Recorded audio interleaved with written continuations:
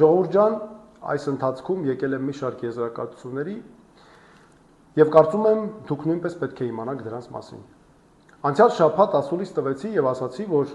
Նիկոլ Փաշինյանը նրա իշխանությունը սնվում են պաշտոնաթող կամ նախկին 3 նախագահներից։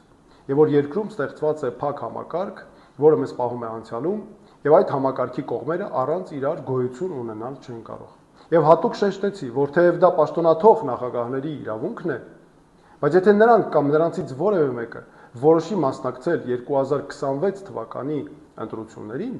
ապա նրանք այդ կերպ օգնում են Փաշինյանին։ Նրան տալիս են ուժեղանալու հնարավորություն եւ ի վերջո վերընտրվելու շանսեր։ Դրանից հետո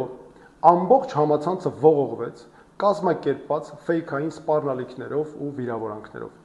Սրա նպատակը մեկն էր՝ թույլ չտալ, որպեսզի մենք մեր ժողովրդին ներկայացնենք երկիրն այս վիճակից դուրս բերելու միակ ճիշտ ճանապարհը։ Իհարկե դրական եւ ոգևորիչ էր սրան հակառակ տեսնել այն քննարկումները, որոնք մեր քաղաքացիները տանում էին, ծավալել էին, կապված այն հարցերի հետ, որ ես ասուլիսի ընթացքում բարձրացրել էի։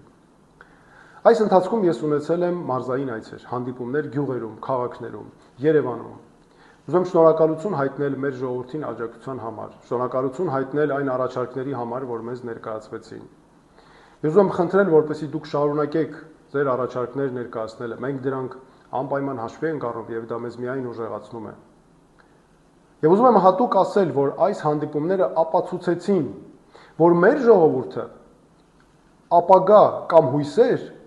Նիկոլ Փաշինյանի եւ ՔՊ-ի հետ իրականում չի կապում։ Եվ եթե նախկին նախագահները մտահոգ են երկրի ապագայով, եւ եթե նրանք չմասնակցեն ընտրություններին, ապա այդ դեպքում միայն կառաջանա Նիկոլ Փաշինյանին միավորված իշխանությունից հեռացնելու իրական հնարավորություն։